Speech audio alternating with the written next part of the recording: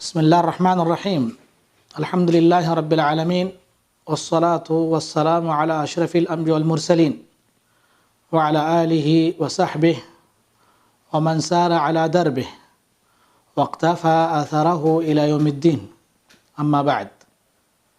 गिरामी क़दर नाज़रीन, अस्सलामु अलैकुम व रहमतुल्लाहि व बरकातुहू।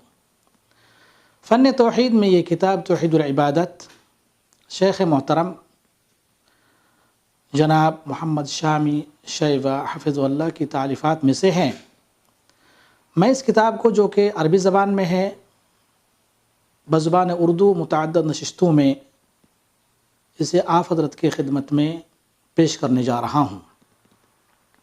अल्लाह ताला से दुआ गो हूँ कि अल्लाह ताला हमें इस किताब से मुस्तफ़िद होने की तौफ़ीक़ अता फ़रमाएँ, आमीन।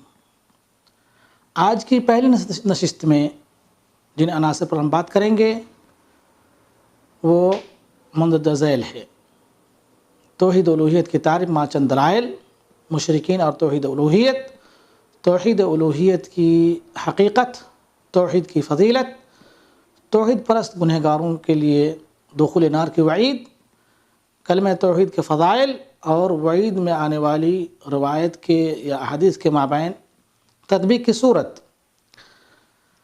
कलमा गो पर दोज़ख की आग हराम है।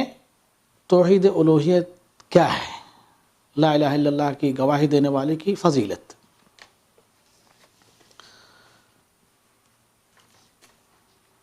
बाब अव्वल तौहीदुत तलब वल क़स्द, बलफ़्ज़ दिगर तौहीद उलूहियत के बारे में। तौहीद उलूहियत की तारीफ़ सिर्फ़ एक अल्लाह वहदहु ला शरीक की इबादत करने को तौहीद उलूहियत कहलाता है।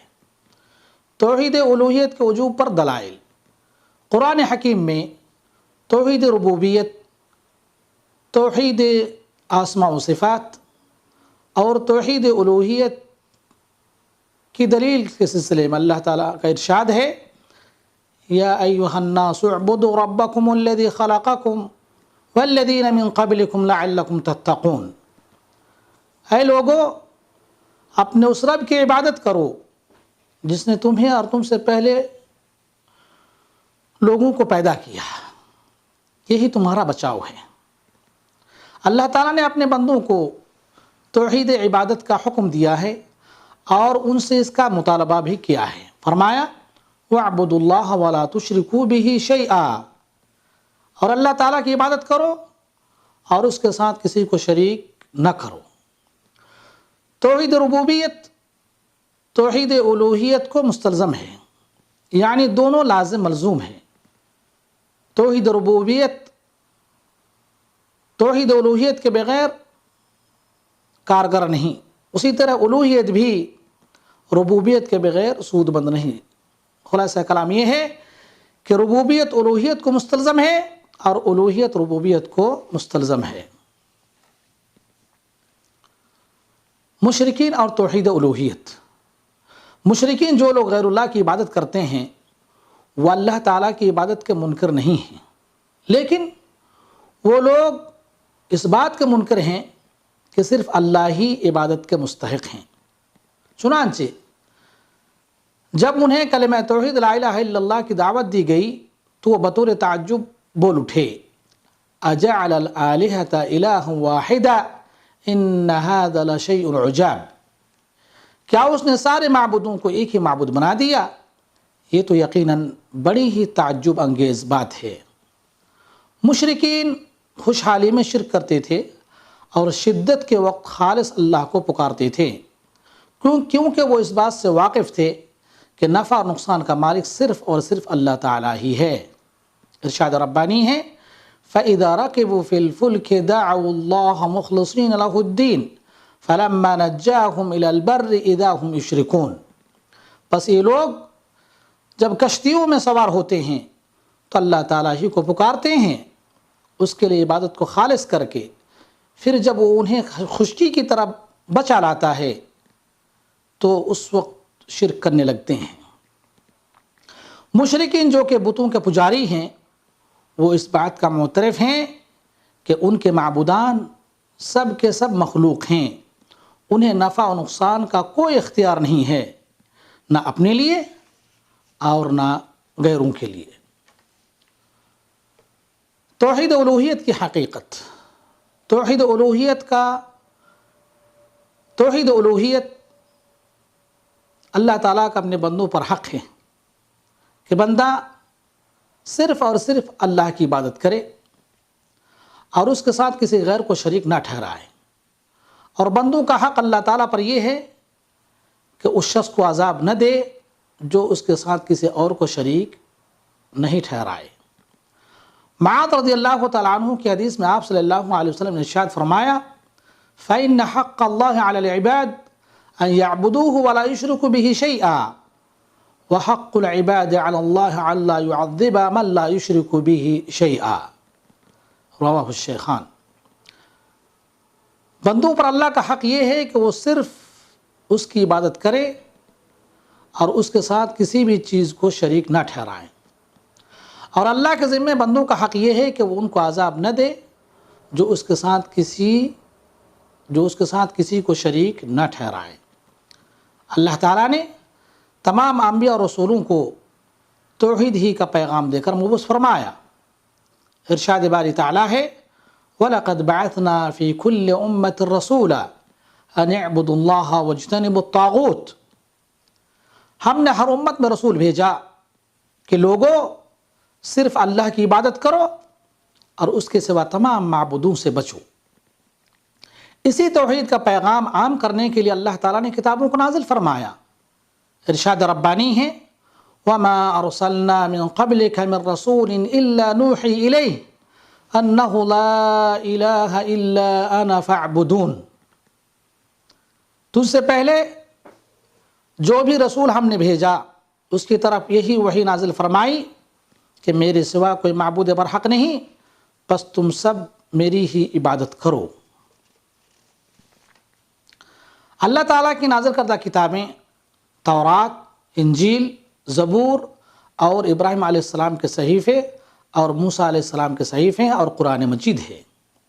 یہی وہ توحید ہے جس کے منکرین سے اللہ تعالیٰ نے امت محمد صلی اللہ علیہ وسلم کو جنگ کرنے کا حکم دیا۔ رب تعالیٰ کا فرمان ہے وَجَاهِدُوا فِي اللَّهِ حَقَّ جِهَادِهِ، اور اللہ کی راہ میں ویسا ہی جہاد کرو جیسے جہاد کا حق ہے۔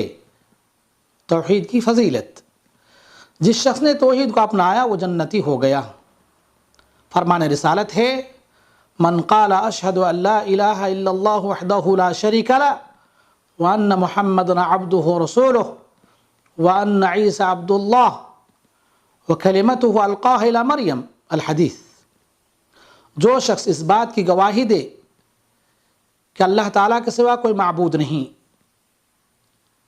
اس کا کوئی شریک نہیں، وہ یکتا ہے، اور محمد صلی اللہ علیہ وسلم اس کے بندے اور اس کے رسول ہیں، اور عیسیٰ علیہ السلام اللہ کے بندے، اس کے رسول اور اس کا کلمہ ہے جو اس نے مریم علیہ السلام کی طرف ڈالا تھا، اور وہ اسی کی طرف سے بھیجی ہوئی روح ہیں، اور یہ کہ جنت برحق ہے اور جہنم بھی برحق ہے، تو اس شخص کو جنت کے 8 دروازے میں سے کسی سے بھی داخل ہونے کا اختیار ہے۔ جس نے اس توحید کو اپنایا اس کی جان و مال محفوظ ہو گیا سوائے اسلام کے حق کے۔ آپ صلی اللہ علیہ وسلم نے ارشاد فرمایا من قال لا الہ الا اللہ وکفر بما یعبد من دون اللہ حرم مالہ ودمہ وحسابہ علی اللہ، رواہ مسلم۔ جس نے کہا اللہ کے سوا کوئی معبود نہیں اور اللہ کے سوا جن کی عبادت کی جاتی ہے ان سب کا اس نے انکار کیا تو اس کا مال اور جان محفوظ ہو گیا۔ مسئلہ توحید پرست گنہگاروں کے لیے دخول نار کی وعید۔ جو احادیث کلمہ توحید کی فضیلت میں وارد ہیں کہ جس نے لا الہ الا اللہ کہا وہ جنت میں داخل ہو گیا، یا اللہ تعالیٰ نے اس شخص پر دوزخ حرام قرار دیا، اس قسم کی روایتیں ان احادیث کے منافی نہیں ہیں جس میں وعیدیں آئی ہوئی ہیں۔ عبداللہ بن عمر رضی اللہ تعالیٰ عنہ سے مروی ہے آپ صلی اللہ علیہ وسلم نے ارشاد فرمایا من شرب الخمر وسکر لم تقبل له صلاة 40 صباحا وإن مات دخل النار.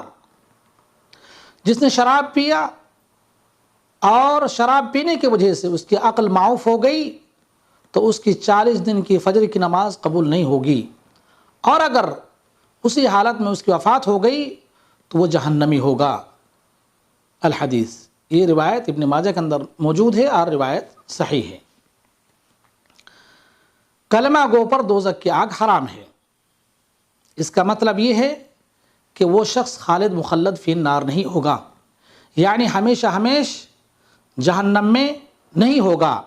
اگر اللہ تعالیٰ نے چاہا تو اس کو اس کے گناہ کے سبب عذاب دے گا، پھر اسے جہنم سے نکالے گا اور جنت میں ہمیشہ کے لیے داخل کر دے گا.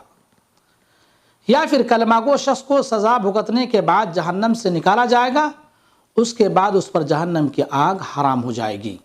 بہرکیف جس نے کلمہ توحید کا اقرار اور اعتراف کیا اور اس کے تقاضے کو پورا کیا تو کبھی نہ کبھی اس کو یہ کلمہ فائدہ پہنچائے گا.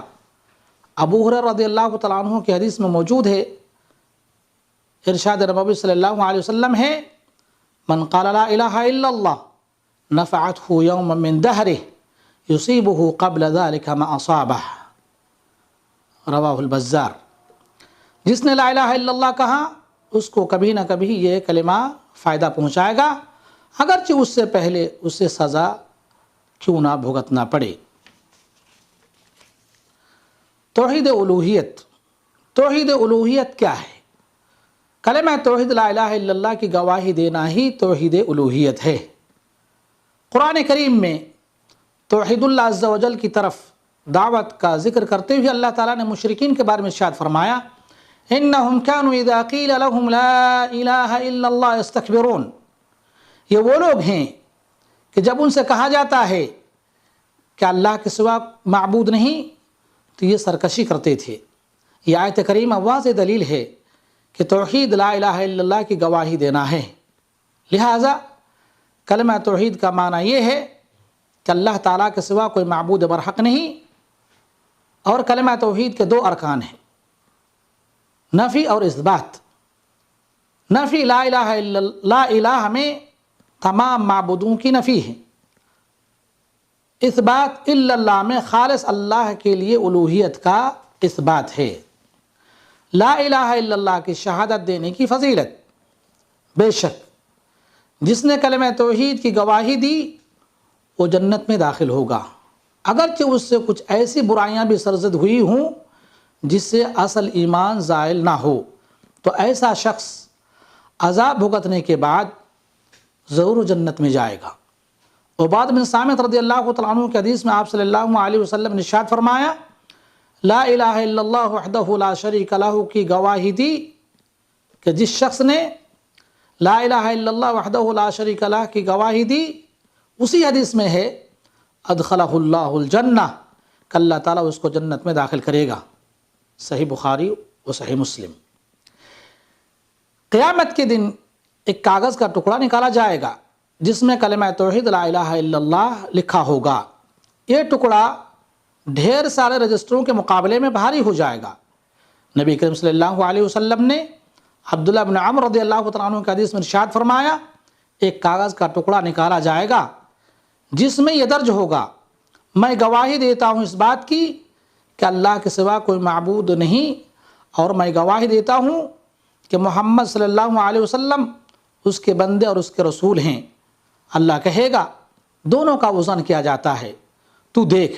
امتی کہے گا اے میرے رب، اس ٹکڑے کی اس رجسٹروں کے مقابلے میں کیا حیثیت ہے؟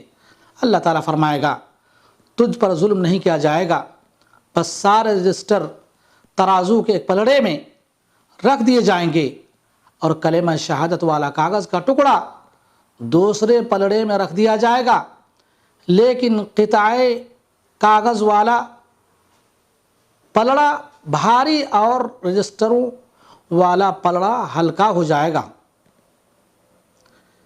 قطعہ لا الہ الا اللہ کا کاغذ کا ٹکڑا بھاری پڑ جائے گا اور رجسٹروں والا پلڑا ہلکا ہو جائے گا، اس لیے کہ اللہ کے نام کے مقابلے میں کوئی چیز بھاری نہیں ہو سکتی.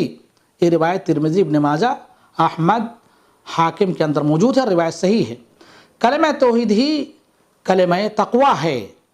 طفیل بن ابی بن کعب رضی اللہ تعالیٰ عنہ نے اپنے باپ سے روایت کیا کہ نبی کریم صلی اللہ علیہ وسلم نے وَأَلْزَمَهُمْ كَلِمَةَ التَّقْوَى اس آیت کی تلاوت کے بعد فرمایا لا الہ الا اللہ، یعنی کلمہ تقوی لا الہ الا اللہ ہی ہے۔ یہ روایت جامع ترمذی کے اندر موجود ہے اور روایت صحیح ہے۔ اللہ تعالیٰ سے دعا گو ہوں کہ اللہ رب العالمین ہمیں سننے سے زیادہ عمل کرنے کی توفیق عطا فرمائے۔ وصلی اللہ علی نبینا محمد وعلی آلہ وصحبہ وسلم تسلیما کثیرا۔